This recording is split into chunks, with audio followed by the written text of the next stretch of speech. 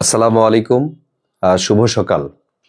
আহ, এই সকালবেলায় সাধারণ জ্ঞানের 10টি টপিক নিয়ে আমি আপনাদের সামনে হাজির হয়েছি। যে 10টি টপিক পরীক্ষার আগে অবশ্যই অবশ্যই দেখে যেতে হবে। যারা প্রাথমিক বিদ্যালয়ে নিয়োগ পরীক্ষায় অংশগ্রহণ করবেন তারা এই 10টি টপিক দেখা ব্যতীত পরীক্ষার হলে যাওয়া ঠিক হবে না। সেই জন্য আমাদেরকে সাধারণ জ্ঞানের যেই গুরুত্বপূর্ণ 10টি টপিক, সেই 10টি টপিক আমি আপনাদেরকে দেখিয়ে দিব এবং বলে দিব যে এখান থেকে আপনাদের প্রশ্ন আসবে ইনশাআল্লাহ। কারণ আমরা জানি বিগত সালের প্রশ্নগুলো যদি কেউ সলভ করে তাহলে তার 80% প্রিপারেশন হয়ে গেল। কিভাবে প্রশ্নের প্যাটার্ন, প্রশ্নগুলো বিগত সালে কিভাবে করেছে, কোন কোন টপিক থেকে করেছে, ইংলিশ বা বাংলা অথবা গণিত অথবা সাধারণ জ্ঞান অথবা অন্যান্য সাবজেক্ট, এটা আপনাদেরকে অবশ্যই জানতে হবে। আর অবশ্যই প্রশ্ন ব্যাংক যার কাছে আছে একবার হলেও বিগত সালের প্রশ্নগুলো দেখে যাবেন। এটা শুধু প্রাথমিকের জন্য না, যারা নিবন্ধন পরীক্ষা দিবেন অথবা 10 থেকে 20তম গ্রেডের চাকরির পরীক্ষায় অংশগ্রহণ করবেন অথবা বিসিএস পরীক্ষা দিবেন, তাদের জন্য গুরুত্বপূর্ণ হলো বিগত সালের প্রশ্ন দেখে যাওয়া। তো আমি গবেষণা করে বিগত সালের প্রশ্নগুলোকে অ্যানালাইসিস করে 10টি টপিক আমি সিলেক্ট করেছি, যে 10টি টপিক থেকে ইনশাল্লাহ আপনাদের পরীক্ষাতে কমন আসবে। আমি আপনাদেরকে আমার ক্লাসের মধ্যে যারা জয়েন করেছেন তাদেরকে আমি বলবো যে ক্লাসটি প্রথম থেকে শেষ পর্যন্ত দেখবেন এবং শেয়ার দিয়ে দিবেন, যাতে আপনার কোনো ভাই বন্ধু অথবা বড় ভাই ছোট ভাই বোন তারাও যাতে আমার এই ক্লাস থেকে উপকৃত হয়। অবশ্যই তারা আপনার জন্য আশীর্বাদ করবে, প্রার্থনা করবে। তো আমি সময় লস না করে আমি শুরু করছি আমাদের আজকের 10টি টপিক। লিখে ফেলেন আমার সাথে যারা যারা জয়েন করেছেন, আপনারা একটু আমার সাথে নোট করতে হবে কিছু কিছু বিষয়।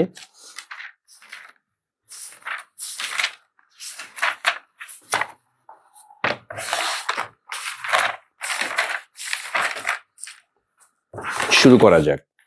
1 নম্বরে আমরা যে বিষয়টা আলোচনা করব সেটা হলো আমাদের 1 নম্বর যে টপিক থেকে আপনার প্রশ্ন আসবে, টপিক 1। টপিক 1 এখান থেকে আপনার কি আসবে? 1 নম্বরে পড়তে হবে বাংলাদেশের ভৌগোলিক অবস্থান।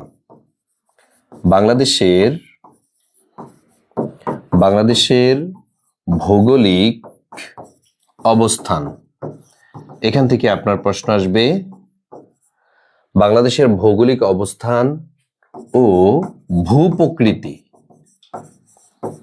আমরা দেখেছি এখান থেকে প্রতি বছরই একটা প্রশ্ন এসেই থাকে। আচ্ছা, আমি টপিক 1 না দিয়ে এটাকে বাংলাদেশ পার্ট দিলাম। এটা হচ্ছে বিডি, তাহলে 1 নাম্বার। 2 নম্বরে আপনি যে অংশটা পড়বেন সেটা হচ্ছে বাংলার প্রাচীন ইতিহাস। বাংলার প্রাচীন ইতিহাস থেকে এ পর্যন্ত প্রশ্ন আসেনি, আমি এমন কোনো পরীক্ষা দেখিনি। তার মানে 2 নম্বর টপিকটাও গুরুত্বপূর্ণ। বাংলার প্রাচীন ইতিহাস থেকে আপনি প্রশ্ন পাবেন ইনশাআল্লাহ। তারপরে জনসংখ্যা ও ক্ষুদ্র নৃগোষ্ঠী। জনসংখ্যা ও ক্ষুদ্র নৃগোষ্ঠী তো অথবা উপজাতি, ক্ষুদ্র নৃগোষ্ঠী, এখান থেকে আপনি প্রশ্ন 100% কমন পাবেন ইনশাআল্লাহ। এখান থেকে প্রশ্ন আপনার হবে। তো আপনারা অনেকে বলবেন যে স্যার এত সকালবেলা ক্লাস। জি, সকালবেলাই হচ্ছে পড়ার বরকত, এবং সকালবেলা আপনি কিন্তু ঘুমাবেন না, ঠিক আছে? সকালবেলা আপনি ক্লাসের মধ্যে যদি জয়েন করেন তাহলে দেখা যাবে যে সকালবেলায় আপনি অনেক বরকত পাবেন। আচ্ছা, তারপরে যে টপিকটা সংবিধান ও প্রশাসনিক কাঠামো, এই টপিক থেকে সংবিধান ও প্রশাসনিক কাঠামো আগে উঠান, তারপর আমি একটু ধারণা দিয়ে দিব আপনাদেরকে। সংবিধান ও প্রশাসনিক কাঠামো। আরেকটা বিষয় কৃষি, বন ও সম্পদ, অর্থাৎ বাংলাদেশের সম্পদ, বাংলাদেশের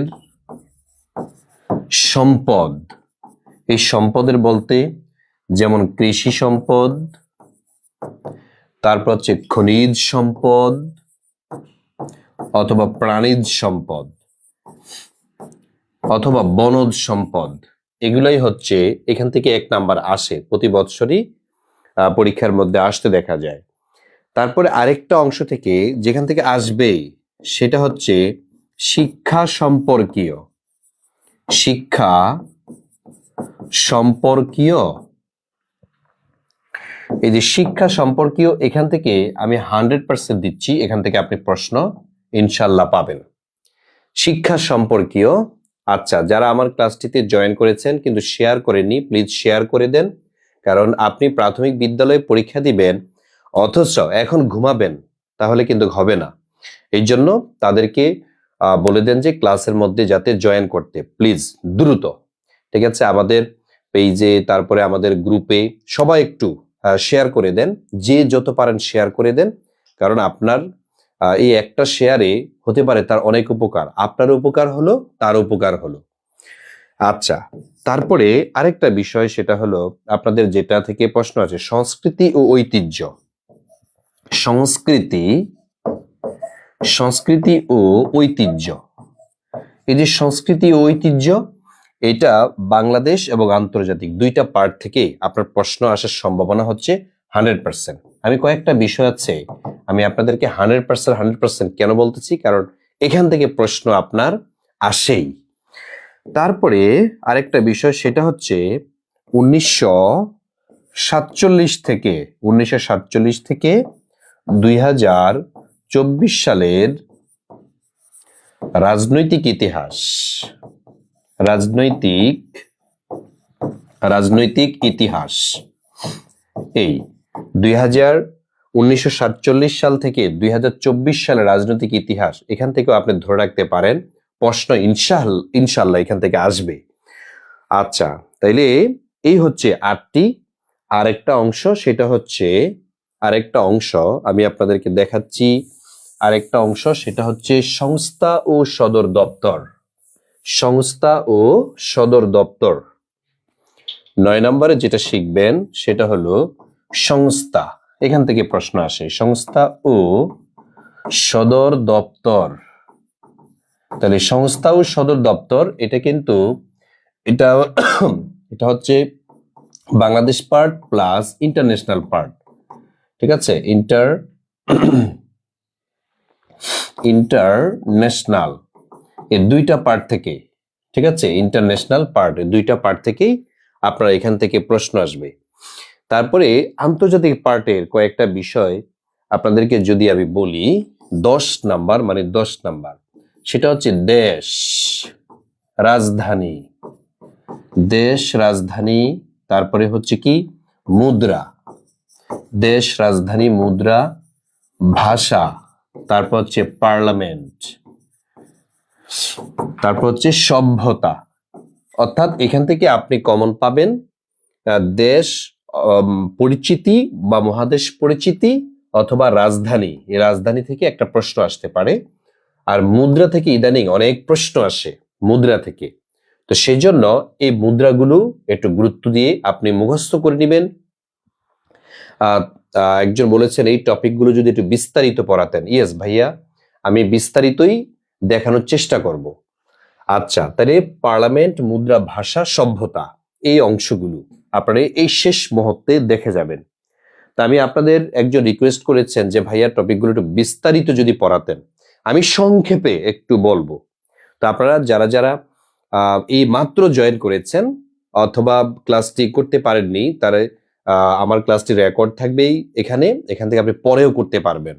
তবে যারা যারা জয়েন করেছেন এখন ক্লাসটি শেয়ার করে দিলে আমাদের অনেক ভাই বোন এখান থেকে উপকৃত হলো, এই আর কি। এখন আমি আপনাদেরকে একটু বিস্তারিত যদি বলি, যে টপিকগুলো থেকে আপনার এখন একটু প্রিপারেশন নেবেন, যে ভাইয়া একটু আমাদেরকে একটু ধারণা দেন। আমি একটু দেখাচ্ছি, যেমন যদি বলা হয় প্রাচীন বাংলার ইতিহাস, যেখান থেকে আপনার প্রশ্ন আসবে প্রাচীন বাংলার ইতিহাস, এই যে প্রাচীন বাংলার ইতিহাস, এখান থেকে আসলে কিভাবে পড়বেন? এখান থেকে কয়েকটা টপিক। 1 নম্বরে পড়বেন হচ্ছে জনপদগুলো, জনপদ এখান থেকে। তারপরে বঙ্গ নামের উৎপত্তি, বঙ্গ নামের উৎপত্তি, বঙ্গ নামের উৎপত্তি কোন গ্রন্থে পাওয়া গিয়েছে এটা আর কি। তারপরে এখান থেকে পড়বেন রাজবংশগুলো। হ্যাঁ, রাজবংশ আমি বলছি, আগে একটু উঠায় নেন রাজবংশ। তারপরে এখান থেকে পড়তে হবে পরিব্রাজক, প্রাচীন পরিব্রাজক কারা কারা আমাদের বাংলাদেশে এসেছিল, এই পরিব্রাজক। তারপরে আরেকটা অংশ এখান থেকে পড়তে হবে, সেটা হচ্ছে প্রাচীন গ্রন্থ, বাংলার প্রাচীন যে গ্রন্থগুলো এইগুলো।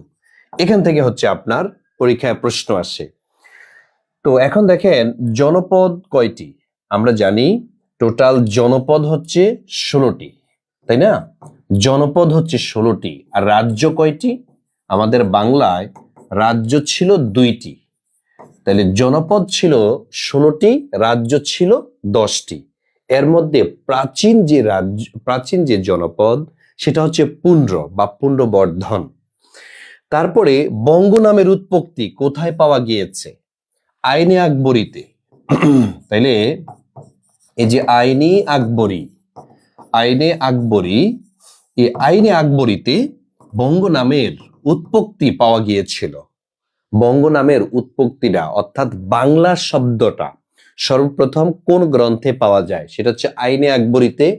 আরেকটা বই আছে, সেটা হচ্ছে যেমন চর্যাপদ, এই চর্যাপদেও বঙ্গ নামের উল্লেখ পাওয়া যায়। আরেকটা হচ্ছে ওই যে ঋগ্বেদের ঐতিরেয় আরণ্যকে, ঐতিরেয় আরণ্যকে। তাইলে ঐতিরেয় আরণ্যকে, এগুলো সব গ্রন্থ। হ্যাঁ, ঋগ্বেদের ঐতিরেয় আরণ্যক নামক গ্রন্থে বঙ্গ শব্দের উল্লেখ পাওয়া যায়। ঠিক আছে।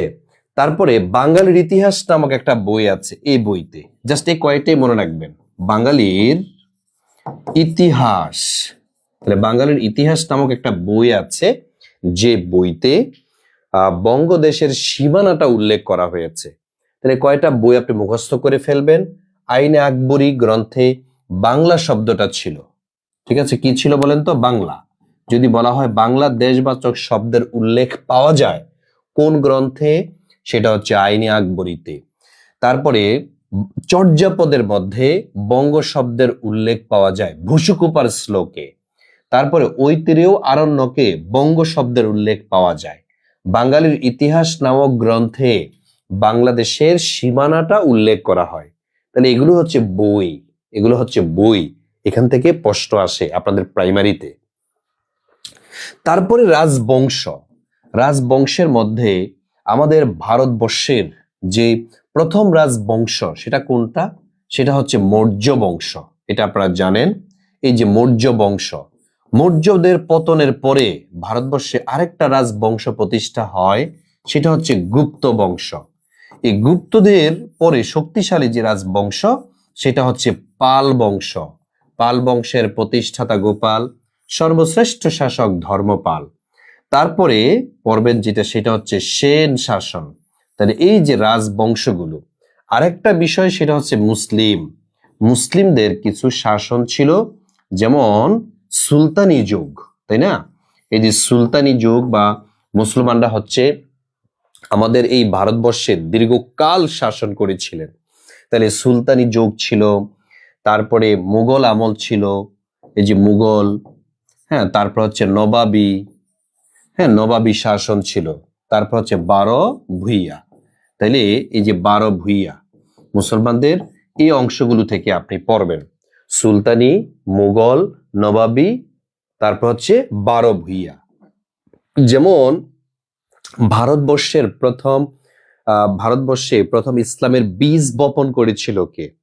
ওই যে হাজ্জাজ বিন ইউসুফের মেয়ের জামাই মোহাম্মদ বিন কাসিম। ঠিক আছে। ভারতবর্ষের সর্বশেষ সুলতান কে ছিল? ইব্রাহিম লোদি। ভারতবর্ষের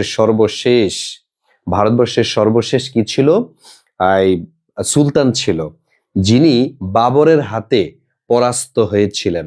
1526 সালে পানিপথের প্রথম যুদ্ধে বাবর সুলতানি যুগের সর্বশেষ সুলতান ইব্রাহিম লোদিকে পরাজিত করেন এবং ভারতবর্ষে মুঘল সাম্রাজ্য প্রতিষ্ঠা করেছিলেন। তারপরে আসেন নবাবী শাসন। নবাব, আমার এই ভারতবর্ষ মুঘলদের থেকে কেড়ে নিয়ে গিয়েছিল কারা? ব্রিটিশরা। ব্রিটিশরা এসে 23 জুন 1757 সালে সিরাজউদ্দৌলাকে পতন করে দেয়, তাই না? এই যে সিরাজউদ্দৌলা, তিনি একজন নবাব ছিলেন, সর্বশেষ নবাব। এখন বারবার পরীক্ষা আসে ভারতবর্ষের বা বাংলার প্রথম নবাব কে ছিল? ওনার নাম হচ্ছে মুর্শিদ কুলি খান। এই নামটা একটু মনে রাখেন, মুর্শিদ কুলি খান। এই যে মুর্শিদ কুলি খান, উনি হচ্ছেন প্রথম নবাব। এই যে প্রথম নবাব কে ছিল, ওটা কতবার যে পরীক্ষা এসেছে। তো বাংলার প্রথম নবাব কে ছিলেন? মুর্শিদ কুলি খান। সর্বশেষ নবাবটা কে ছিল? যিনি হচ্ছেন আমাদের সিরাজউদ্দৌলা। সিরাজউদ্দৌলা হচ্ছে সর্বশেষ নবাব। তো এই যে বিষয়গুলো। তারপর হচ্ছে 12 ভূঁইয়া। মুঘলরা ভারতবর্ষই না শাসন করেছে, কিন্তু আমার বাংলা কি শাসন করেছে? ইয়েস, বাংলাকে শাসন করেছে কবে? মানে 1576 খ্রিস্টাব্দে আকবর বাংলা আক্রমণ করেছিল, কিন্তু 12 ভূঁইয়াদের নেতা ঈশা খাঁ, মনে আছে আপনাদের? ঈশা খাঁ আকবরের যে সেনাপতি বৈরাম খাঁকে মানে দেখা যাচ্ছে যে পরাস্ত করেছিল। অর্থাৎ বাংলায় মুঘল সাম্রাজ্য এস্টাবলিশড হওয়ার কোনো চান্স দেয়নি। তো এই 12 ভূঁইয়াদের একটা প্রভাব ছিল। 12 ভূঁইয়াদের নেতা ছিলেন ঈশা খাঁ, যার জঙ্গলবাড়ি আছে কিশোরগঞ্জে আজও, যার রাজধানী ছিল এই যে সোনারগাঁয়ে। আর 12 ভূঁইয়াদের সর্বশেষ নেতা মুসা খাঁ, আজও ঢাকা বিশ্ববিদ্যালয়ে কবর আছে। ঢাকা বিশ্ববিদ্যালয়ে ওনার নামে একটা মসজিদ আছে, মুসা খাঁ মসজিদ। 12 ভূঁইয়াদের সর্বশেষ নেতা মুসা খাঁ। ঠিক আছে, তাহলে এই যে মুঘল শাসন, এখান থেকে আপনাদের পরীক্ষায় প্রচুর পরিমাণ প্রশ্ন আসে। তো এই জন্য আমি বলছি যে আপনাদেরকে এই বিষয়গুলো একটু গুরুত্ব সহকারে দেখবেন, গুরুত্ব সহকারে। তাইলে আশা করি যে এখান থেকে আপনারা 1 নাম্বার পেয়ে যাবেন ইনশাল্লাহ। ঠিক আছে, আমি জানি আপনাদের এখন পেরেশানি যে ভাইয়া কোনটা আগে পড়বো কোনটা পরে পড়বো। আমি বলি আমার এই কয়েক মিনিটে ক্লাসটা একটু করেন, দেখবেন যে সাধারণ জ্ঞান পানি পানি পানি পানি হয়ে যাবে ইনশাল্লাহ। পানি পানি হয়ে যাচ্ছে। আপনাকে সাধারণ জ্ঞানে এত সময় দিতে হবে না, আপনি ম্যাথে ইংলিশে সময়টা দেন। ম্যাথ এবং ইংলিশ যাদের এই 2 সাবজেক্ট মানে ভালো, তারা কিন্তু প্রাইমারিতে অনেকটা এগিয়ে যাবেন। আর সাধারণ জ্ঞানটা আমি একটু সহজ করে দিচ্ছি, ঠিক আছে? আচ্ছা, এখন আসেন আমরা একটু দেখে নেই আর কয়েকটা বিষয়। সেটা হচ্ছে যে প্রাচীন গ্রন্থ এবং পরিব্রাজক। প্রাচীন গ্রন্থ এবং পরিব্রাজক থেকে আমাদের প্রচুর পরিমাণ প্রশ্ন আমরা পেতে পারি। এখন বিষয়টা হলো প্রাচীন যে পরিব্রাজক কাদেরকে পড়বেন? যেমন আপনি পড়বেন হচ্ছে ফাহিয়েন। এই যে ফাহিয়েন, উনাকে পড়বেন। উনি হচ্ছেন চীনের একজন পরিব্রাজক।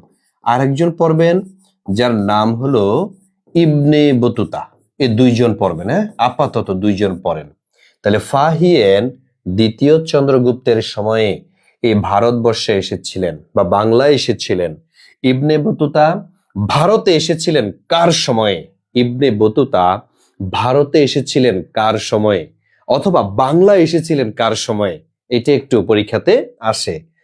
আচ্ছা, তাহলে এই প্রাচীন বাংলার ইতিহাস কি কি পড়তে হবে? আশা করি যে আপনারা একটা ধারণা পেয়েছেন। আশা করি জি, সকাল সকাল অসাধারণ ক্লাস। জি, আমি কথা দিয়েছি অল্প সময়ের মধ্যে আপনাদের একটা সাজেশনমূলক ক্লাস নিচ্ছি। সাধারণ জ্ঞানের 1 ক্লাসের মধ্যে আপনাদের সাজেশনটা এই পেজ থেকে আমি দিয়ে দিচ্ছি। যারা ক্লাসটি শেয়ার করেননি, শেয়ার করে দিবেন, যাতে আমাদের অন্যান্য ভাই বোনরাও এই ক্লাসটি থেকে উপকৃত হতে পারে। অনেকে ঘুমাচ্ছে, আমি নিশ্চিত অনেকে ঘুমাচ্ছে, কিন্তু আবার হাহুতাশা করবে এই ক্লাসটির জন্য। এই জন্য তাকে মেনশন দেন।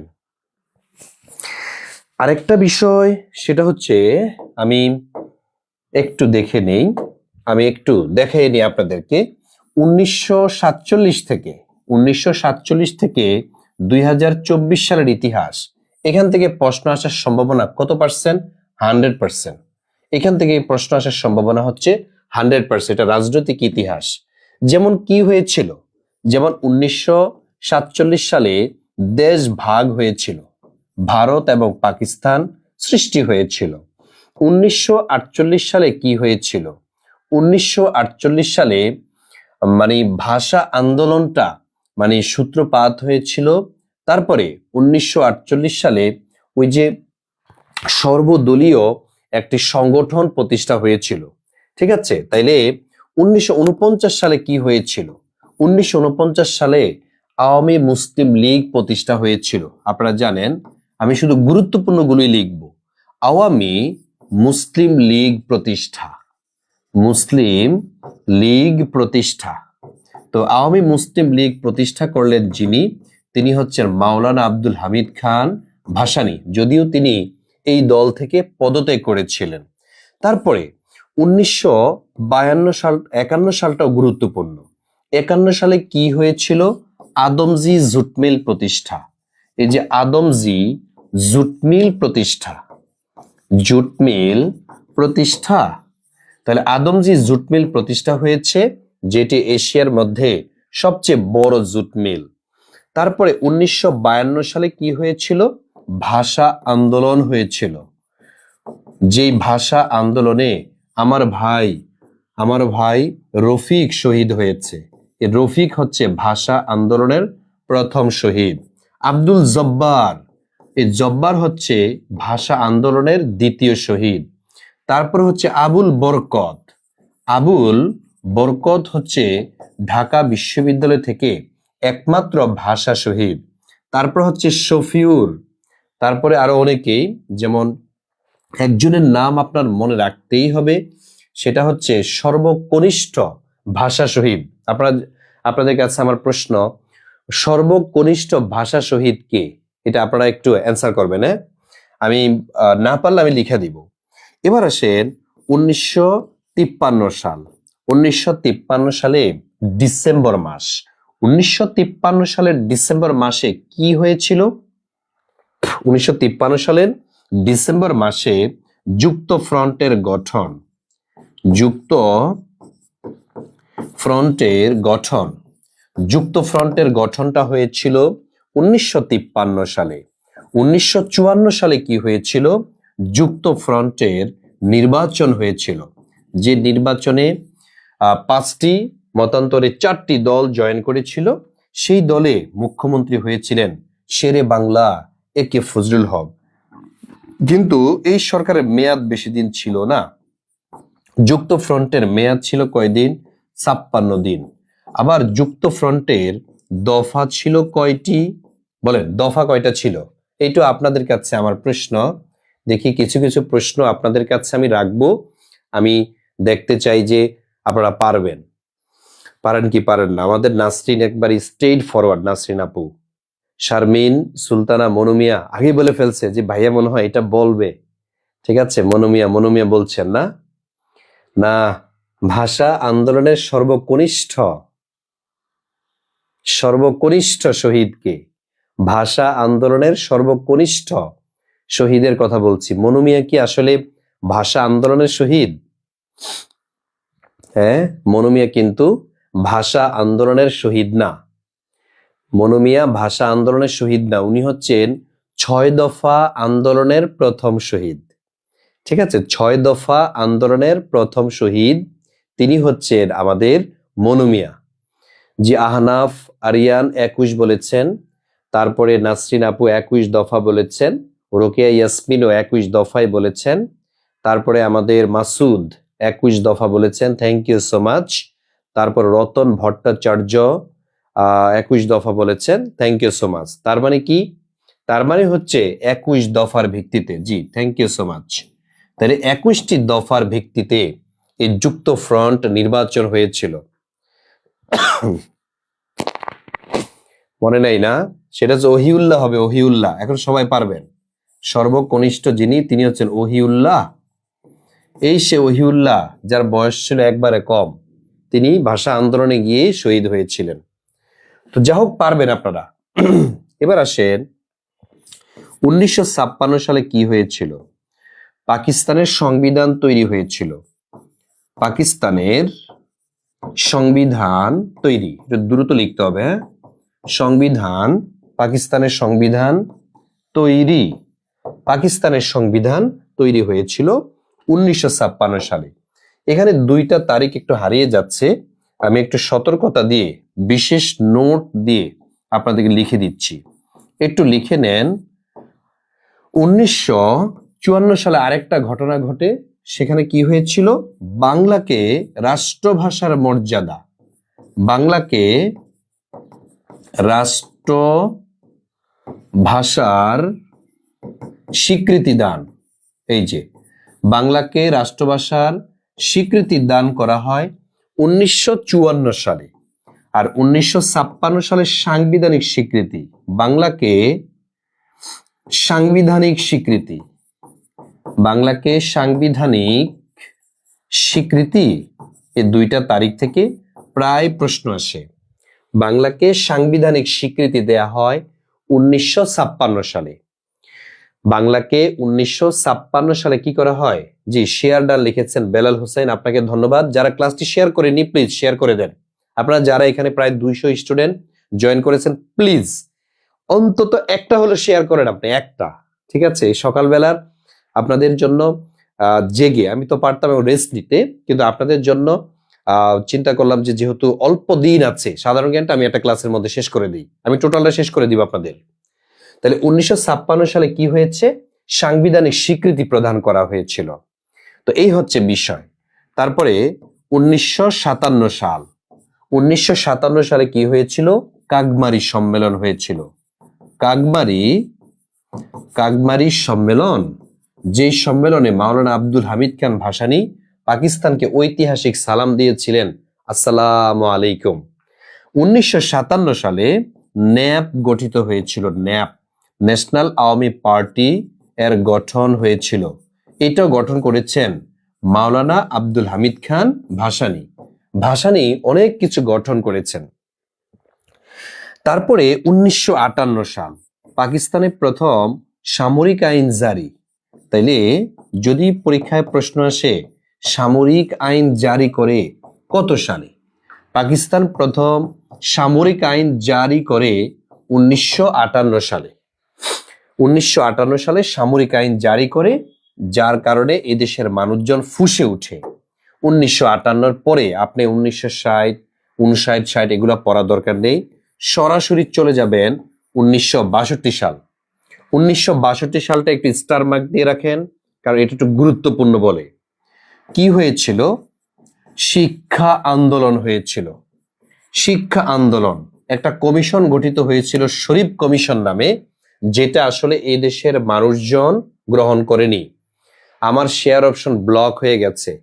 আচ্ছা, আমাদের মনিফা আপুর অলরেডি শেয়ার অপশন নাকি ব্লক হয়ে গেছে। কেন ব্লক হয়েছে আমি জানি না। তাহলে শিক্ষা আন্দোলন হয়েছিল, আর এই শিক্ষা আন্দোলন করতে গিয়ে অনেক ভাই শহীদ হয়েছেন, যার কারণে যে দিন শহীদ হয়েছেন ওই দিনটা ছিল 17 সেপ্টেম্বর। 17 সেপ্টেম্বর 1962 সাল। ফলে 17 সেপ্টেম্বরকে শিক্ষা দিবস ঘোষণা করা হয়েছে। এখনো মানুষজন 17 সেপ্টেম্বর আসলে এই শিক্ষা দিবস পালন করে। তাহলে আমাদের শিক্ষা দিবস কবে? 17 সেপ্টেম্বর। আরেকটা তারিখ মনে রাখবেন, আপনাদেরকে আমি বলি, এই 5 অক্টোবর এটা হচ্ছে শিক্ষক দিবস। শিক্ষক দিবস। আপনাদের কাছে প্রশ্ন হলো জাতীয় শিক্ষক দিবস কত তারিখে? জাতীয় শিক্ষক দিবস, দেখি কে বলতে পারবেন জাতীয় শিক্ষক দিবস কোনটি? 5 অক্টোবর তো হচ্ছে আন্তর্জাতিক শিক্ষক দিবস, কিন্তু জাতীয় শিক্ষক দিবস কোনটি? দেখি একটু বলেন তো, শর্টকাট হইতে। হ্যাঁ, আমরা একটু তাড়াতাড়ি কিছু গুরুত্বপূর্ণ বিষয়, দেখছেন কতগুলো সাল আমি কিন্তু অল্প সময়ের মধ্যে আলোচনা করছি। আচ্ছা, ইস্কান্দার মির্জা, ও আচ্ছা, হ্যাঁ, উনি সামরিক আইন জারি করেছিলেন। গতকাল রাত থেকে এখনো ব্লক আছে। আচ্ছা, দোয়া করি আপনার ব্লক সেরে যাক। থ্যাংক ইউ সো মাচ আমাদের মনোয়ারা বেগম অ্যান্সার করেছেন, তারপরে জান্নাত আপু অ্যান্সার করেছেন, রাজ্জাক ভাই, মোস্তফা বিন রাজ্জাক আপনারা শরিক হয়েছে, শারমিন সুলতানা 19 জানুয়ারি লিখেছেন, স্বপ্ন, রোকেয়া, ইয়াসমিন, আমাদের ঋতু আপু অ্যান্সার করে ফেলেছেন, আরিফা আপু অ্যান্সার করেছেন, হাফেজ মোহাম্মদ শওকত হোসাইন ভাই অ্যান্সার করেছেন, রোমানা আক্তার, ইভা আপনারটা হয়েছে, পাখি পাখি, হুমায়রা পাখি আপনারটা হয়েছে, এমডি শাহাল সালাউদ্দিন ভাই আপনারটা হয়েছে। তার মানে সঠিক অ্যান্সার কোনটা আমরা পেয়ে গেছি, তাই না? সঠিক অ্যান্সারটা হচ্ছে 19 কি হবে জানুয়ারি। এই যে 19 জানু মানে জানুয়ারি আর কি, জাতীয় শিক্ষক দিবস। এই 3টা দিবস একটু গুরুত্ব সহকারে মুখস্থ রাখবেন, কারণ এখান থেকে প্রশ্ন আসতে পারে। তাহলে 5 অক্টোবর এটা হচ্ছে শিক্ষক দিবস, আর 19 জানুয়ারি জাতীয় শিক্ষক দিবস। তাহলে এই 1962 সালটাকে স্টার মার্ক দিয়ে রাখতে আমি বলেছিলাম, কারণ এখান থেকে প্রশ্ন আসতে পারে আপনার। তারপরে 1966 সালে 6 দফা, এই যে 6 দফা রচিত হয়েছিল বা 6 দফা ঘোষণা হয়েছিল, যেটাকে ম্যাগনা কার্টার সাথে তুলনা করা হয়। তারপরে 1967 পরে আপনি মনে রাখবেন 1968 সাল। 1968 সালে কি হয়েছিল? একটা আন্দোলন হয়েছিল, যেটা অনেকেই জানেন না, সেটা হচ্ছে ঘেরাও আন্দোলন। ঘেরাও আন্দোলন হয়েছিল 1968 সালে, এবং আগরতলা ষড়যন্ত্র মামলা দায়ের করা হয়। আপনারা লেখেন তো, আগরতলা মামলার আসামি কয়জন ছিল? কমেন্ট করে জানান। আগরতলা মামলার টোটাল আসামি কতজন ছিল? এটা একটু কমেন্টে জানাবেন। 1968 সালে ঘেরাও আন্দোলন করেছিলেন ভাসানী। ঠিক আছে, ঘেরাও আন্দোলন করেছেন কে? উনি হচ্ছেন মাওলানা ভাসানী। তারপরে 1969 গণ অভ্যুত্থান, এই যে গণ অভ্যুত্থান, 1969 গণ অভ্যুত্থান হয়েছিল। এই গণ অভ্যুত্থানে পাকিস্তানের ভিত নাড়িয়ে দেয়। পাকিস্তান সরকার টিকতে না পেরে নির্বাচন দিয়ে বাঁচে, যে আমি নির্বাচন দিলাম। Thank you so much. আপনাদের সবার অ্যান্সার সঠিক হয়েছে, সবার। স্বপ্ন আক্তার ভাই আপনারটাও হয়েছে, রাজ্জাক ভাই আপনারটাও হয়েছে, জাকির হোসাইন আপনারটা হয়েছে। Thank you so much. অনেকে বলছেন 33 জন, 33 জন না, উত্তর হবে কি 35 জন। Thank you so much, thank you. জি, নুরে আলম আপনারটা হয়েছে। তাইলে এই যে গণ অভ্যুত্থান হয়েছে, সেটা 1969 সালে। 1969 সালের এই গণ অভ্যুত্থানে আমরা দেখি পাকিস্তানের ভিত কিভাবে নাড়িয়ে দিয়েছিল। 1969 সালে ছাত্রদের দফা ছিল কয়টি? আপনারা কি জানেন? ছাত্রদের দফা ছিল 11টি। হ্যাঁ, আর রাজনৈতিক দফা ছিল 6টি। তো এইভাবে আবার যুক্ত ফ্রন্টের 21টি। এভাবে বিভিন্ন জন বিভিন্ন দফা নিয়ে এই আন্দোলনে ঝাঁপিয়ে পড়ে। পরবর্তীতে 1969 সালে একটি ভাই শহীদ হয়েছিল। ওই ভাইয়ের নাম হলো আসাদ। পরীক্ষাতে আসে এই আসাদ হত্যা। আসাদকে হত্যা করা হয় 1969 সালে কত তারিখে? কে বলতে পারবেন? আসাদকে হত্যা করা হয় এই 20 জানুয়ারি 1969 সালে, তাই না? 1969 সালের 20 জানুয়ারিতে আসাদকে হত্যা করা হয়েছিল। আপনাদের কাছে প্রশ্ন হচ্ছে, আসাদ কোন বিশ্ববিদ্যালয়ের ছাত্র ছিলেন? আসাদ কোন বিশ্ববিদ্যালয়ের ছাত্র ছিলেন? ঢাবি, জাবি, রাবি, চবি? আপনারা দেখি অ্যান্সার করবেন। নাইম পাটোয়ারি আমাদের জন্য অনেকগুলো ভালোবাসা পাঠিয়েছেন। Thank you so much Naim ভাই, আপনাকে থ্যাংক ইউ। সবচেয়ে খুশি হব ক্লাসটা শেয়ার করলে। ঠিক আছে, ক্লাসটা শেয়ার করলে, কারণ আমি একটানা পড়াচ্ছি, আমি কোনো প্রকার স্টপ দিতে চাই না। আপনারা একটু শেয়ার করতে হবে ক্লাসটি। তাইলে আমরা যেটা বললাম, এই সে আসাদ 20 জানুয়ারিতে তাকে হত্যা করা হলো, যার কারণে 20 জানুয়ারি হলো আসাদ দিবস, তাই না? আসাদ দিবস হচ্ছে 20 জানুয়ারি। আবার 69 নিয়ে একটা উপন্যাস রচিত হয়েছে, এটা 44তম BCS এর মধ্যেও এসেছে। এই যে উপন্যাসটি রচিত হয়েছে, ওটার নাম কি? চিলেকোঠার সেপাই। এই যে চিলেকোঠার সেপাই, এটা কে লিখেছেন? এটা লিখেছেন আখতারুজ্জামান। আখতারুজ্জামান, এই আখতারুজ্জামানের বিখ্যাত উপন্যাস সেটা হবে চিলেকোঠার সেপাই। ঠিক আছে, পরীক্ষাতে আসবে যে 69-এর গণ অভ্যুত্থান সম্পর্কীয়। Yes, thank you so much আমাদের শাহজাদ শরীফ ভাই, আপনারটা হয়েছে ঢাকা ইউনিভার্সিটি। মাশাআল্লাহ, আপনারা অনেকে অ্যান্সার করেছেন। স্বপ্নের সন্ধি, আখতারুজ্জামান, হ্যাঁ আখতারুজ্জামান ইলিয়াস, পুরো নামটা হচ্ছে আখতারুজ্জামান ইলিয়াস।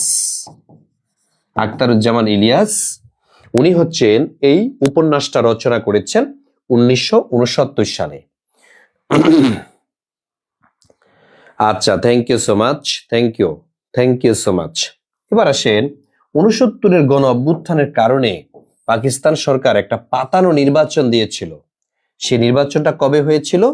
সেটা হয়েছে 1970 সাল। আপনার এত ডিটেলস পড়া দরকার নেই, জাস্ট এতটুকু জানেন যে সাধারণ নির্বাচন। তাহলে সাধারণ নির্বাচন হয়েছিল কত সালে? সাধারণ নির্বাচনটা হয়েছিল 1970 সালে। আর 1971 সালে কি হয়েছিল? মহান মুক্তিযুদ্ধ। এই যে মহান মুক্তিযুদ্ধ, এই যে মহান মুক্তিযুদ্ধ দীর্ঘ 9 মাস ব্যাপী হয়েছিল। বাংলাদেশের যখন মুক্তিযুদ্ধ চলছিল, পৃথিবীর আরেকটা দেশে তখন যুদ্ধ চলছিল। আপনারা দেখি প্রশ্ন, মানে কে বলতে পারবেন পৃথিবীর কোন দেশ তার ভূখণ্ড হারিয়েছিল 1971 সালে? দেখি আপনারা কে অ্যান্সার করতে পারেন। যে অ্যান্সার করতে পারেন আমি ধরে নিব যে আপনি অনেক কিছু পারেন। বাংলাদেশে যখন মুক্তিযুদ্ধ চলছিল তখন পৃথিবীর আরেকটা জায়গাও যুদ্ধ চলছিল। ওই যুদ্ধের কারণে ওই দেশটা দখল হয়ে গেছে আর আমরা মুক্তি লাভ করেছি। এটা একটা আপনাদের কাছে আমার প্রশ্ন। তাহলে 1971 সাল মুক্তিযুদ্ধ হয়েছে। 1972 সালে কি হয়েছে? সংবিধান তৈরি। সংবিধান তৈরি হয়েছিল 1972 সালে। 1973 সালের 7ই মার্চ, মনে রাখবেন এই 7ই মার্চ প্রথম সংসদ নির্বাচন হয়েছিল। প্রথম সংসদ নির্বাচনটা হয়েছিল 1973 সালে। ঠিক আছে, 1973 সালের 7 মার্চে প্রথম জাতীয় সংসদ নির্বাচন হয়েছিল। আচ্ছা, কে বলতে পারবেন 2026 সালে কততম নির্বাচন হবে? কে বলতে পারবেন 2026 সালে কততম? 2026 সালে কততম সংসদ নির্বাচন হবে? কততম সংসদ নির্বাচন? দেখি এটা অ্যান্সার করেন তো। 11তম, 12তম, 13তম, 14তম? কে বলতে পারবেন? একজন বলছেন পাকিস্তান। না, পাকিস্তান না, সেটা হবে তাইওয়ান। ঠিক আছে, উত্তর হবে কি তাইওয়ান। এই তাইওয়ান 1971 সালে চীনের কাছে তাদের ভূখণ্ড হারিয়েছিল। অথচ তাইওয়ান চীনকে একসময় দখলে রেখেছিল। চীন তাইওয়ান দখল করে ফেলছে। তাহলে কততম সংসদ নির্বাচন হবে? জি আরিফুল ইসলাম, আপনারটা হয়েছে। সাফওয়ান আক্তার, আপনারটা হয়েছে, থ্যাংক ইউ। মনিফা খানম, মনি আপু শেয়ার করতে পারেননি, আপনারটা উত্তর হয়েছে। নাসরিন আপুরটা হয়েছে। মতিউর ভাই, আপনারটাও হয়েছে, থ্যাংক ইউ সো মাচ। অচেনা সেই মেয়ে, আপনারটাও হয়েছে। তাহলে কততম হবে? 13, এটা মনে রাখবেন, 13 অথবা 13তম। 13 মানে কি 13তম সংসদ নির্বাচন হবে 2026 সালে। ঠিক আছে, তারপরে 1974 সালে কি হয়েছিল? 74 সালে বাংলাদেশে ভয়াবহ একটা দুর্ভিক্ষ হয়েছিল। তাহলে দুর্ভিক্ষ হয় 1974, এটাকে 74-এর দুর্ভিক্ষ বলা হয়। আমার এই বাংলায় কয়েকটা দুর্ভিক্ষ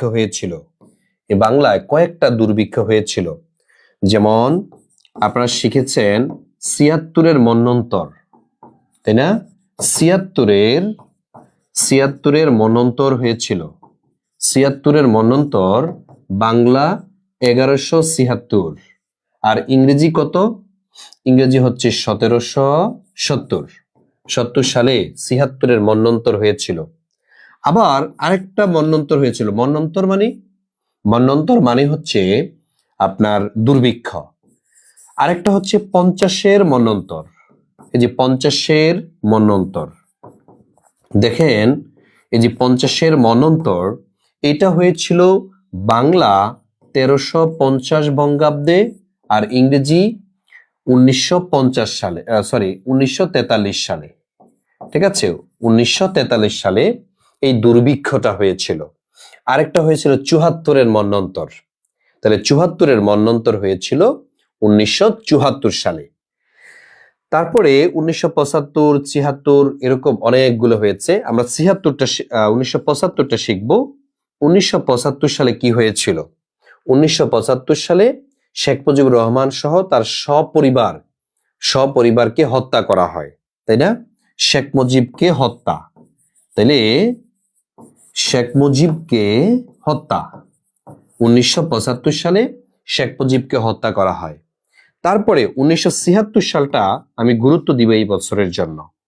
কি হয়েছিল? 1976 সালে লং মার্চ পালন করা হয়েছিল। লং মার্চ পালন, এই যে লং মার্চ পালন করা হয়েছিল, এটা একটা আন্দোলনের নাম। কবে সেটা? সেটা হচ্ছে 16ই মে।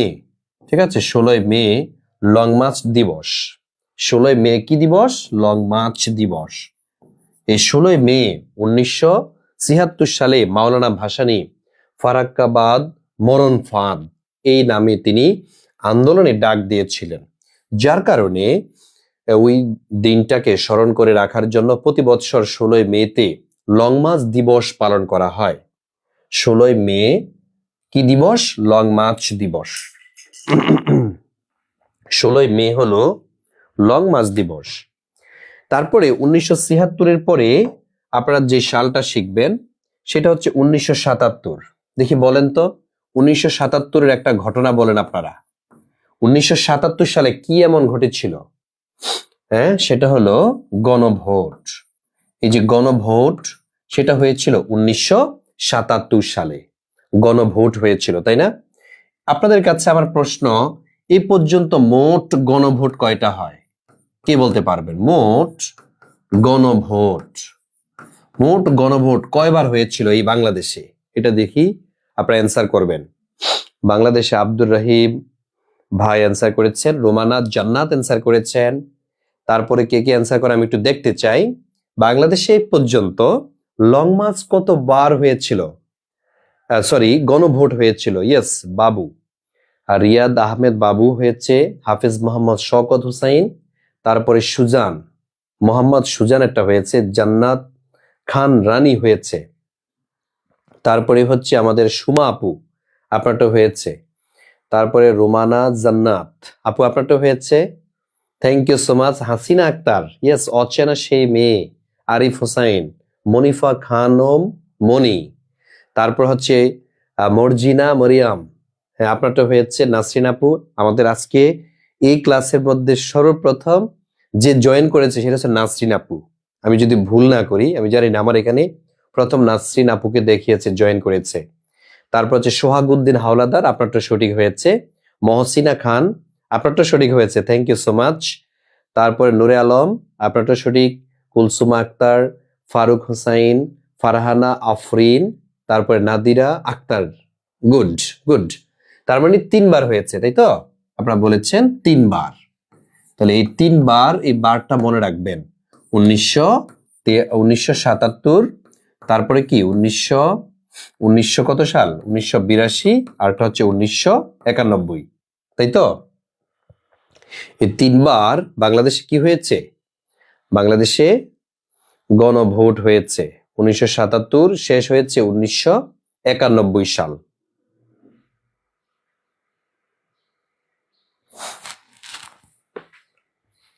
আচ্ছা, তাইলে আমরা দেখলাম হচ্ছে কয়েকটা বিষয়। সেটা হলো আমাদের কয়বার এই পর্যন্ত গণভোট হয়েছে। আমাদের এই পর্যন্ত গণভোট হয়েছে কতবার? গণভোট হয়েছে মোট 3বার। ঠিক আছে, আর এই 2026 সালে একটা হবে। হ্যাঁ, ছাব্বিশ সালে কিন্তু আরেকটা গণভোট হতে যাচ্ছে। 2026 সালে কিন্তু কি হবে? 2026 সালে হবে চতুর্থ গণভোট। ঠিক আছে, চতুর্থ গণভোট হবে 2026 সালে। লং মার্চ কতবার হয়েছে? একবারে হয়েছে। লং মার্চ একবার হয়েছে, মাহমুদুল হাসান। আচ্ছা, তাইলে 77 গেল। তারপরে আমরা 77, 78, 79, 80 এভাবে অনেক আন্দোলন হয়েছে। ঠিক আছে, 85তেও অনেক আন্দোলন হয়েছে, ইত্যাদি ইত্যাদি। তা আমরা সবগুলো আন্দোলন শিখবো না, আমরা একবার সর্বশেষ যে 2024 সালের যে আন্দোলনটা, এই আন্দোলনটা আপনারা একটু পড়ে নিবেন। 2024 সালে কি আন্দোলন হয়েছিল? জুলাই আন্দোলন বলা হয়। এটাকে বলা হয় জুলাই আন্দোলন। এখান থেকে আপনাদের নিশ্চিত থাকেন 2 নাম্বার কমন। ঠিক আছে, এই টপিকটা থেকে 2 নাম্বার কমন। যেমন জুলাই দিবস কোনটি? জুলাই দিবস হচ্ছে 16 জুলাই। ঠিক আছে, এটাকে জুলাই দিবস, যেদিন আবু সাইদকে হত্যা করা হয়েছিল। আবু সাইদ যিনি হচ্ছেন জুলাই আন্দোলনের প্রথম শহীদ হিসেবে পরিচিত। জুলাই আন্দোলনের প্রথম শহীদ হিসেবে পরিচিত আবু সাইদ। এটা একটু আপনারা গুরুত্ব সহকারে দিবেন, কারণ হচ্ছে জুলাই আন্দোলনটা সাম্প্রতিক আকারে ডিটেলস শিখবেন। ঠিক আছে, সাম্প্রতিক আকারে ডিটেলসটা শিখবেন। আমি সাইদুল স্যারের পেজে আপনাদের এই সাম্প্রতিকের একটা ক্লাস নিয়েছি, ওটা অবশ্যই করবেন। আমার এই পেজের মধ্যেও শেয়ার দেওয়া আছে, এই ক্লাসটা অবশ্যই করতে হবে। আরেকটা ক্লাস আমি আজকেই নিব। ঠিক আছে, আমাদের সাথে সাইদুল স্যারের সাথে যারা যুক্ত আছেন এবং কি সোহেল ভাই, আমি যে ক্লাসগুলো নিয়েছি, যারা যুক্ত আছেন তারা একটু দেখবেন। যেহেতু সামনে পরীক্ষা, সুতরাং আপনি বুঝেন আপনার ভালোটা। যদি এটাই সর্বশেষ প্রাইমারি পরীক্ষা হয়ে থাকে, তাহলে আপনাকে এখন ঘুমানোর কোনো টাইম নেই। আপনি এখন কি করবেন? প্রতিদিন 10 থেকে 12 ঘন্টা পড়াশোনা করা, আর যারা পূর্বে করেছেন তারা 8 থেকে 10 ঘন্টা করলেই যথেষ্ট। তারপরে হচ্ছে এক্সাম দেয়া। আমাদের সাইদুল স্যারের পেজে এক্সাম নিচ্ছি আমরা, 18টা এক্সাম আপনি দিতে পারছেন। তারপরে সাইদুল স্যারের পেজের মধ্যে 20টা রেকর্ড ক্লাস আছে ইংলিশের। এই রেকর্ড ক্লাসগুলো আপনারা এখন করেন। যদি করতে পারেন তাইলে দেখবেন আপনি শেষ হাসিতে হাসতে পারবেন ইনশাল্লাহ। ঠিক আছে, এখানে আপনার চাকরিটা হয়ে যাবে। এই চাকরিতে আবার মানে চেষ্টা করতে হবে না। আচ্ছা, তাহলে এখন আমরা একটু দেখে নেই আরো কয়েকটা সাল। 2024 সালটা তো আমরা বললাম। আমরা এবার একটু সুইচ করব, এখান থেকে আমরা একটু চলে যাব অন্য একটা টপিকে, আন্তর্জাতিক টপিকে। কারণ আন্তর্জাতিক টপিকের কয়েকটা বিষয় আপনাদেরকে একটু টাচ করি। আন্তর্জাতিক কি কি পড়ে যাবেন এই সময়ের মধ্যে? যেমন দেশ পরিচিতি। এই যে দেশ পরিচিতি, কোন দেশকে কি বলা হয়? দেশ পরিচিতি, কোন দেশকে কি বলা হয়, কেন বলা হয়? সকালবেলার শান্তি বলা হয় কাকে? পৃথিবীর সবচেয়ে বড় দেশ কোনটি, ছোট দেশ কোনটি, জনসংখ্যা এগিয়ে কোনটি, এই বিষয়গুলো এখান থেকে পড়বেন। তারপরে কি পড়বেন? মুদ্রা। ঠিক আছে, মুদ্রার নাম। এই যে মুদ্রা, এগুলা সাধারণত পরীক্ষাতে আসে। যেমন পরীক্ষাতে আসতে পারে লিরা কোন দেশের মুদ্রার নাম? যেমন তুরস্ক, তাই না? তুরস্কের মুদ্রার নাম হচ্ছে লিরা। তারপরে আপনাদের আসতে পারে যেমন এরকম আসতে পারে, যেমন ডলার। এই যে ডলার কোন দেশের মুদ্রার নাম? যেমন যুক্তরাষ্ট্র, তারপরে হচ্ছে কানাডা, এরকম বিশেষ কিছু দেশের মুদ্রার নাম হচ্ছে ডলার। তারপরে কিছু দেশের মুদ্রার নাম আছে পেসো। ঠিক আছে, যেমন আর্জেন্টিনার মুদ্রার নাম কি? Peso, Argentina. এরকম যেমন আমাদের পার্শ্ববর্তী রাষ্ট্র ভারত, এই ভারতের মুদ্রার নাম কি? হ্যাঁ, ভারতের মুদ্রার নাম হচ্ছে রুপি। ঠিক আছে, ভারতের মুদ্রার নাম কি? রুপি। আবার মালদ্বীপ, ওই দেশের মুদ্রার নাম হলো রুপিয়া। মালদ্বীপের মুদ্রার নাম হচ্ছে কি বলেন? রুপিয়া। তাহলে দেখেন রুপি এবং রুপিয়া, রুপি রুপিয়া, এগুলা পরীক্ষাতে আসে। তারপরে যেমন একক মুদ্রা আছে ইউরো। এই যে ইউরো মুদ্রা, বলেন তো কয়টা দেশের মুদ্রার নাম বর্তমানে ইউরো, বা ইউরো মুদ্রা গ্রহণকারী দেশ কয়টি? মোট দেশ কে বলতে পারবেন? ইউরো মুদ্রা গ্রহণ করেছে এরকম দেশ আছে কয়টি পৃথিবীতে? আসসালামু আলাইকুম। সিনথি ইসলাম সুরভি আপু লেট করে ফেলেছেন তাই না? অনেক পরে আমাদের নীল আকাশ ভাই, ভাইয়া আপনিও অনেক লেট করে ফেলেছেন। নীল আকাশ, জি আলহামদুলিল্লাহ আমি সুস্থ আছি ভাইয়া। আমরা অনেকক্ষণ ক্লাস নিচ্ছি আর সর্বোচ্চ আমরা 5-10 মিনিট ক্লাস নিব। আমি একটু আন্তর্জাতিকটা দেখি, আপনাদের ছুটি দিয়ে দিব। এই ক্লাসটা যারা নতুন জয়েন করেছেন তারা হচ্ছে শেয়ার করে দিতে হবে। জি, ফারজানা আহমেদ আপনারা সঠিক হয়েছে, ফারজানা আহমেদেরটা সঠিক হয়েছে। তার মানে 21টি হবে, 21টি। এই 21টি দেশ ইউরো মুদ্রাটা গ্রহণ করেছে। ইউরো মুদ্রার যিনি জনক, ইউরো মুদ্রার জনক ওনার নাম কি এটা আপনারা লিখে দেন। ইউরো মুদ্রা যারা যারা গ্রহণ করেছে তারা হচ্ছে ইউরোপীয় ইউনিয়নের সদস্য, ইউরোপীয় ইউনিয়নের সদস্য। ঠিক আছে, তাহলে তারা কি করেছেন? 27টি দেশের মধ্যে 21টি দেশ তারা ইউরো মুদ্রা গ্রহণ করেছেন। তো এই মুদ্রাগুলো পরীক্ষার জন্য খুব গুরুত্বপূর্ণ। তারপরে আপনারা দেখি কে বলতে পারবেন শেকেল কোন দেশের মুদ্রার নাম? বর্তমানে সবচেয়ে আলোচিত শেকেল, আপনারা কি জানেন শেকেল কোন দেশের মুদ্রার নাম? তারপরে এই যে রুবল, রুবল কোন দেশের মুদ্রার নাম? এগুলা কিন্তু পরীক্ষাতে আসে। যেমন রুবল, এটা হচ্ছে রাশিয়ার মুদ্রা, এটা সবাই পারি আমরা। রাশিয়া এবং বেলারুশ এই দেশের মুদ্রার নাম হচ্ছে রুবল। তারপরে শেকেল ইসরায়েলের মুদ্রার নাম। এই যে ইসরায়েল নামক একটি দেশ আছে, জঘন্যতম দেশ ইসরায়েল, শেকেল মুদ্রা তাদের দেশের মুদ্রার নাম। তাহলে এগুলা কিন্তু আপনাদেরকে মুখস্থ করতে হবে ভাই, মুখস্থ করে ফেলতে হবে। আচ্ছা, পোস্টের মাধ্যমে ক্লাসের টাইমটা জানিয়ে দিলে ভালো হতো। আমি আচমকা ক্লাস নিয়েছি, আমি সাইদুল স্যারের পেজের মধ্যে ক্লাস নেব ভাইয়া, ওখান থেকে ক্লাস করেন। আমি চাচ্ছি যে একটা ক্লাসের মধ্যে একটি শর্টকাট আপনাদেরকে অল্প সময়ের মধ্যে কিছু দেয়া যায় কিনা, যেটা আপনাদের উপকারে আসে। আমি আশা করি যে এই ক্লাসের মধ্যে আমি যা পড়াবো এটা আপনার সাধারণ জ্ঞানটাকে একটু হলেও সফট করে দিবে, একটু হলেও পানি পানি করে দিবে, আমি এতটুকু বিশ্বাস করি। তাহলে এই মুদ্রাগুলো পড়তে হবে। আরেকটা বিষয় পড়তে হবে, সেটা হচ্ছে রাজধানী, সেটা হলো রাজধানী। এই রাজধানী সম্পর্কে আপনি কি পড়বেন? রাজধানী সম্পর্কে আপনি কি পড়বেন আমি একটু যদি আপনাকে দেখাই। রাজধানী, কিছু কিছু দেশ আছে, ওই দেশের রাজধানীগুলো আপনার মুখস্থ রাখতে হবে। যেমন আমাদের পার্শ্ববর্তী দেশ হচ্ছে ভুটান, ভুটানের রাজধানী কি? থিম্পু। ঠিক আছে, এই থিম্পু এটা হচ্ছে ভুটানের রাজধানী, তাই না? ভুটানের রাজধানী হচ্ছে থিম্পু। তারপরে ভ্যাটিকান সিটি একটা দেশের রাজধানী, এই যে ভ্যাটিকান সিটি এটা হচ্ছে ভ্যাটিকানের রাজধানী। এই যে ভ্যাটিকান নামে একটা দেশ আছে, এই ভ্যাটিকানের রাজধানী হচ্ছে ভ্যাটিকান সিটি। তারপরে আরেকটা দেশ আছে পৃথিবীতে, যেমন কুয়েত, কুয়েতের রাজধানী কি? কুয়েতের রাজধানী কিন্তু কুয়েত সিটি। ঠিক আছে, তাইলে এই যে কুয়েত সিটি এটা হচ্ছে কার রাজধানী বলেন? এটা হচ্ছে কুয়েতের রাজধানী। তারপরে দেশের নাম অনুযায়ী রাজধানী, যেমন সিঙ্গাপুর সিটি, সিঙ্গাপুর সিটি এটা হচ্ছে সিঙ্গাপুরের রাজধানী, অনেকে কিন্তু জানেন না। এই সিঙ্গাপুরের রাজধানী হচ্ছে সিঙ্গাপুর সিটি। মেক্সিকোর রাজধানী মেক্সিকো সিটি। জি, তো এরকম কিছু কিছু বিষয় আপনাদের পরীক্ষাতে আসে। স্পেশালি যে ভুটান, ভুটানের মুদ্রার নামটাও আসে। হ্যাঁ, এই দেশের মুদ্রা, ভুটানের মুদ্রার নাম হচ্ছে গুলট্রাম।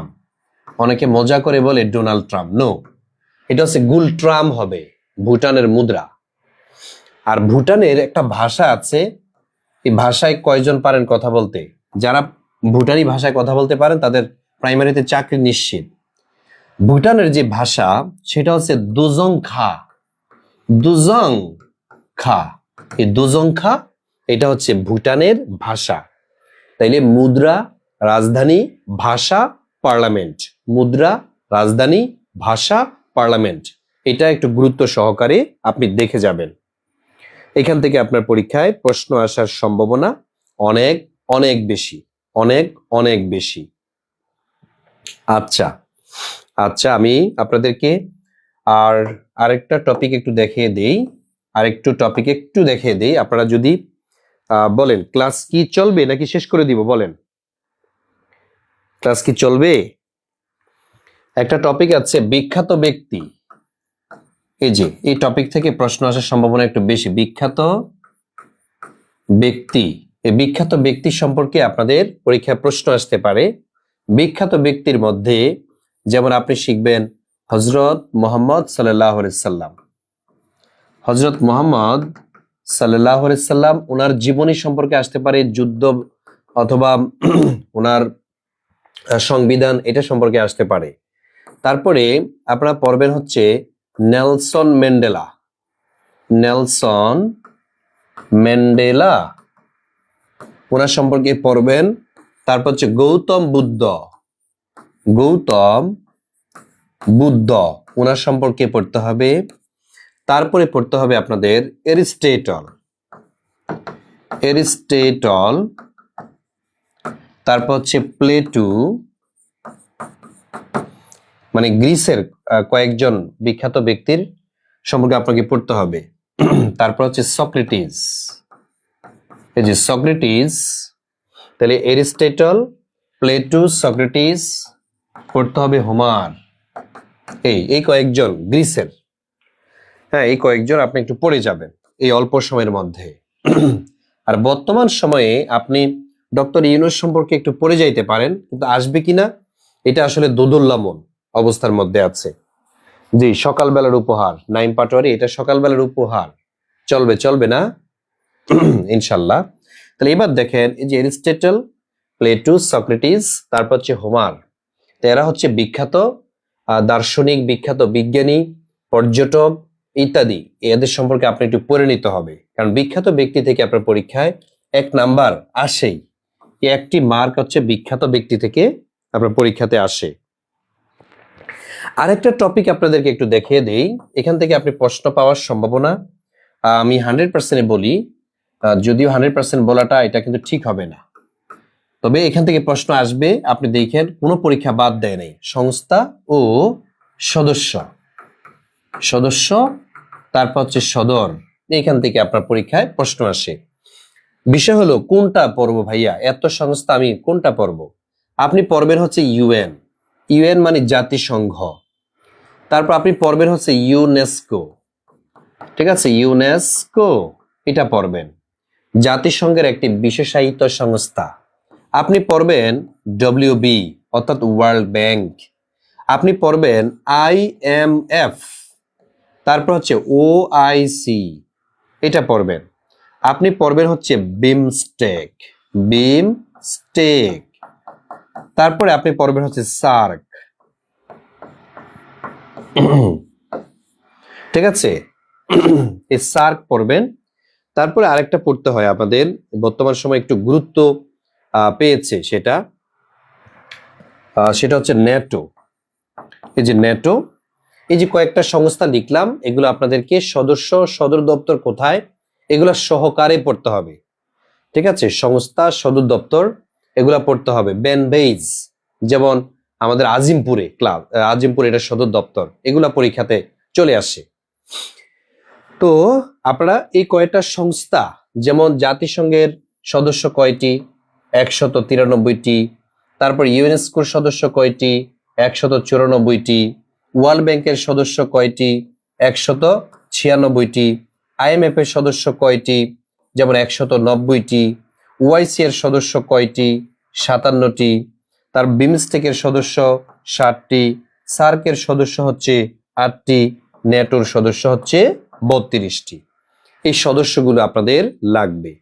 তারপরে আপনারা জানেন জাতিসংঘের সদর দপ্তর কোথায়, এটা হচ্ছে যুক্তরাষ্ট্রের নিউ ইয়র্কে জাতিসংঘের সদর দপ্তর।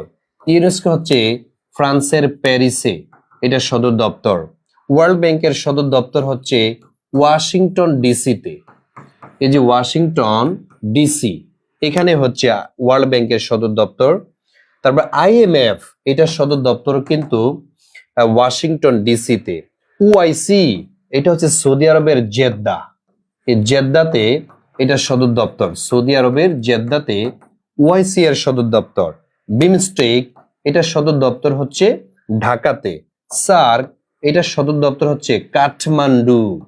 এই যে কাঠমান্ডু এটা হচ্ছে নেপাল, নেপালের কাঠমান্ডুতে। ঠিক আছে, তাইলে এই যে বিষয়গুলো আপনাদের জন্য একটু গুরুত্ব, যার কারণে আমি এগুলো বলবো একটু গুরুত্ব সহকারে পড়বেন। এই কয়েকটা সংস্থা একটু স্টার মার্ক দিয়ে ফেলেন, স্টার মার্ক দিয়ে ফেলেন। বলেন আপনাদের এই যে ক্লাসগুলো নিয়েছি এগুলোকে উপকারে আসবে না? সংক্ষেপ হলেও আপনি দেখেন কি জিনিস আমি আপনাদের এই ক্লাসের মধ্যে দিয়েছি। যদি মনে করেন আমার এই ক্লাসটি আপনার উপকারে এসেছে, তাহলে জাস্ট আমাদের জন্য দোয়া করবেন, আর কিছুই না। এই জন্য আপনাদের আমাকে টাকা পয়সা দেন, এটা আমি চাই না। আমি চাই আপনাদের একটা সুন্দর ভবিষ্যৎ। আমি চাই যে আপনারা এই যে পরীক্ষা আসতেছে সেই পরীক্ষাগুলোতে সুন্দরভাবে পরীক্ষা দিবেন এবং আপনার যেই স্বপ্নের চাকরিটি, সেই চাকরিটা লুপে নিবেন। ইনশাল্লাহ দক্ষতা নিয়ে, যোগ্যতা নিয়ে আপনি আপনার চাকরিটি পাবেন, আপনার পরিচয় নির্ধারণ করবেন। এটাই হচ্ছে আপনাদের প্রতি আমার কামনা, এটাই হচ্ছে আমার চাওয়া, আমার দোয়া। যদি আমার ক্লাসটি আপনাদের কাছে ভালো লেগে থাকে অবশ্যই একটা শেয়ার দিবেন এবং মেনশন দিবেন। আর এই ক্লাসটি উপহার হিসেবে আমি চাই যে বিভিন্ন গ্রুপে আপনারা দিয়ে আমার এই পেজটিকে ভাইরাল করবেন। এটা হচ্ছে আপনাদের কাছে আমার একটি চাওয়া। আর আমি আমার এই সোহেল স্যার পেজে সাম্প্রতিক বিষয়গুলো দিতে থাকি, সাধারণ জ্ঞান বিষয়গুলো আমি আপডেট দেই। এই জন্য এই গ্রুপে আপনারা ইনভাইট করবেন। ফেসবুক পেজ এটা হচ্ছে Facebook page Sohel sir GK. এই পেজে আপনারা আমাদের সাধারণ জ্ঞানের আপডেটগুলো পাবেন। পরীক্ষার আগ পর্যন্ত আমি আপনাদের সাথে আছি। তো কেমন ছিল ক্লাসটি, এটা হচ্ছে আপনাদের কাছে আমি জানতে চাইবো। আর যদি মনে হয় যে ক্লাসটি ভালো লেগেছে তাহলে আমি আরো ক্লাস নেওয়ার চেষ্টা করব। আর যদি আপনাদের কোনো পরামর্শ থাকে যে ভাইয়া এই টপিকটি সম্পর্কে যদি একটু আলোচনা করতেন, আমি আমার সময় মতো আমি আলোচনা করব। আর যতটুকু সময় আমি ছোট ভিডিও করে হলেও আপনাদের যাতে উপকারে আসে আমি এখানে আপলোড দিব। ঠিক আছে, তাহলে ক্লাসটা শেয়ার করে রাখবেন, আপনার একটা সম্পদ হিসেবে থাকবে, আমি এটা আশা করি। তো এত সকালবেলা আপনারা যে আমার সাথে ক্লাস করেছেন, মন থেকে আসলে আমি খুবই আনন্দিত এবং মন থেকে অটো দোয়া চলে আসে আপনাদের জন্য, প্রার্থনা চলে আসে আপনাদের জন্য যে এখন তো ঘুমাতে পারতেন, সেটাকে বিসর্জন দিয়ে ক্লাসের মধ্যে জয়েন করেছেন। সুতরাং আমি আশা করি যে এই ক্লাসটি আপনার উপকারে আসবে। তো সবার জন্য শুভকামনা জানিয়ে আমি আমার ক্লাসটি এখানে শেষ করছি। আল্লাহ হাফেজ, আসসালামু আলাইকুম।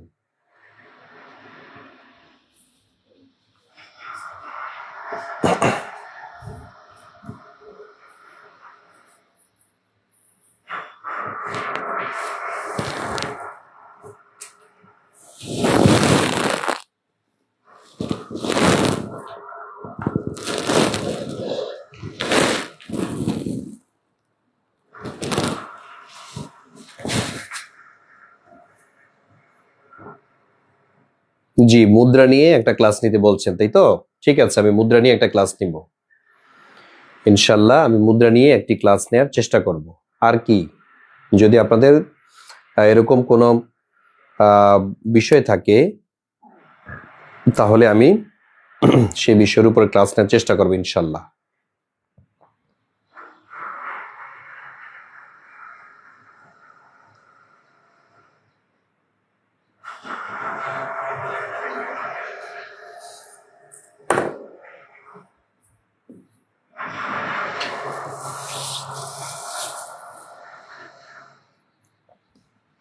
একটা স্ক্রিনশট নিয়ে ফেলেন। হ্যাঁ, এই সংস্থার সদর দপ্তর আমি যে কয়টা দিলাম এটা প্রয়োজন স্ক্রিনশট রেখে দিন। স্ক্রিনশট নিয়ে তারপর ডান লিখে ফেলবেন।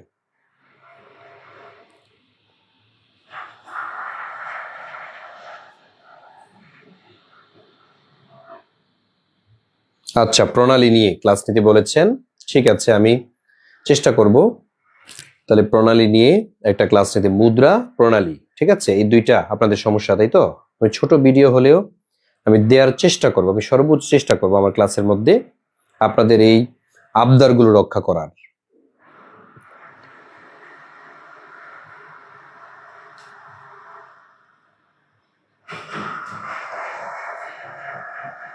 ঠিক আছে, সবাই টেবিলে চলে যান, সবাই পড়ার টেবিলে চলে যান। আল্লাহ হাফেজ।